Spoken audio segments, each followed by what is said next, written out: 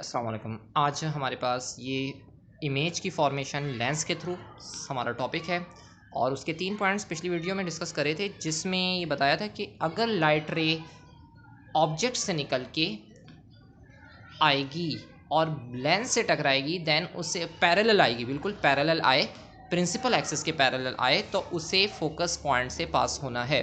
ठीक है।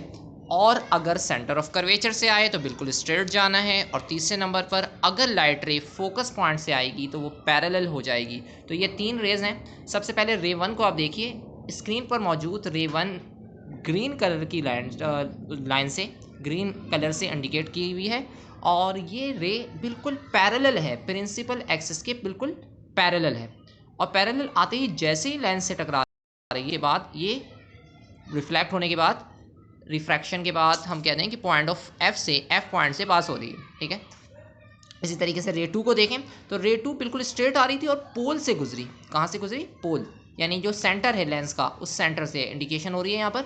इस सेंटर से रेड कलर वाली ये लाइन अगर पास होती है देन वो बिल्कुल स्ट्रेट जाती है, उसमें कोई डिफ्लेक्शन, कोई चेंजिंग, बेंडिंग वगैरह कुछ भी नहीं आता, बिल्कुल same to same. Line number रे नंबर 3 को देखिए, रे 3 हमारे पास पॉइंट ऑफ फोकस से आ रही है जी, पॉइंट ऑफ फोकस से ये आ रही है पास होती हुई, और फोकस से आकर जब लेंस से टकराई तो ये बिल्कुल पैरेलल हो गई है। किसके पैरेलल? प्रिंसिपल एक्सिस, जो कि ब्लैक कलर की इंडिकेट की हुई है लाइन, उसके पैरेलल हो गई है ये ब्लू वाली लाइन। ठीक है। तो ये पैरेलल अगर हो गई तो ये 3 रेजेस हैं जो आपको याद रखनी है कि अगर लाइट रे प्रिंसिपल एक्सिस के पैरेलल आएगी तो लेंस से टकराने के बाद उसे फोकस से पास होना है। अगर सेंटर ऑफ कर्वेचर यानी पोल पॉइंट से, जो हम प्रिंसिपल पोल पॉइंट से अगर पास होगी तो उसमें कोई डिफ्लेक्शन नहीं आएगी, बिल्कुल स्ट्रेट जाएगी, जैसे कि रेड लाइट थी, रेड लाइन थी रे। और उसके बाद जो ब्लू वाली है वो हमारे पास फोकस से होती हुई आई और पैरेलल हो गई प्रिंसिपल एक्सिस के। आई होप कि ये आपको समझ आ रही होगी बात। अगले नेक्स्ट पर चलते हैं। कन्वेक्स लेंस है ये। अब ये कनकेव लेंस आ रहा है और कनकेव लेंस में भी सेम टू सेम यही है। देखिए, अब ये कनकेव लेंस इमेजनरी फॉर्मेशन कर रहा होता है, इसलिए ऑब्जेक्ट एक सामने मौजूद था तो ऑब्जेक्ट से लाइट रे ग्रीन कलर की रे 1 आ रही है और वो लेंस से टकराने के बाद ये हम कहते हैं कि इन्फिनिटी की तरफ चली गई। कहाँ चली गई? इन्फिनिटी की तरफ। लेकिन ये इन्फिनिटी की तरफ जो चली गई, इसे हम बैक साइड पर बिल्कुल, इसको बिल्कुल स्ट्रेट शेडेड लाइन में लाएंगे तो ये पॉइंट ऑफ एफ से, एफ पॉइंट जो कि इंडिकेशन हो रही है यहाँ पर, एफ पॉइंट से यहाँ से प्रिंसिपल फोकस से इसे भी पास होना है। ठीक है।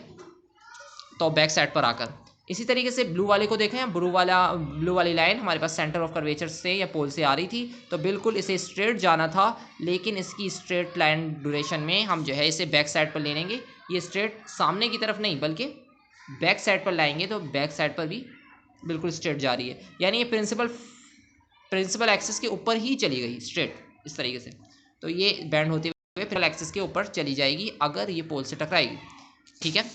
ब्लू के बाद रेड लाइट पर आइए और रेड रे जो आ रही है वो अगर हमारे पास पी से आ रही है, बल्कि मैं उसको दोबारा से इंडिकेट कर दूं कि अगर ये ब्लू वाली लाइन जिस पॉइंट से आ रही थी, ठीक है, वो पॉइंट था फोकस। फोकस से कैसे लेकर आना है ब्लू वाले को? तो आपको ब्लू वाली लाइट रे नज़र आ रही है कि वो आ रही थी हमारे पास फोकस से।